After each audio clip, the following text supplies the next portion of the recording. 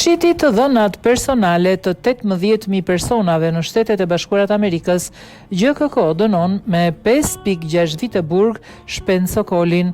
Gjykata e posaçme ka shpallur fajtor Shpend Sokolin për veprën penale të mashtrimit kompjuterik, duke dënuar me 8 vite me 3 vite 8 muaj burg. Në total dënimi i tij arrin 5 vite 6 muaj.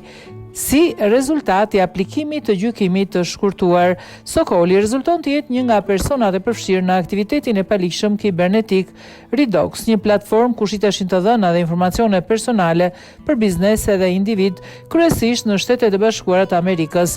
Sipas hetimeve, nga ky aktivitet janë prekur rreth 18.000 llogari, ndërsa platforma dyshohet se ka realizuar mbi 7.600 transaksione që nga viti 2016, duke gjeneruar të paktën $230.000 të ardhura. Gjykata ka vendosur gjithashtu sekuestrimin e llogarisë së tij në platformën Binance, ndërsa hetimet për jetin kibernetik vijojnë.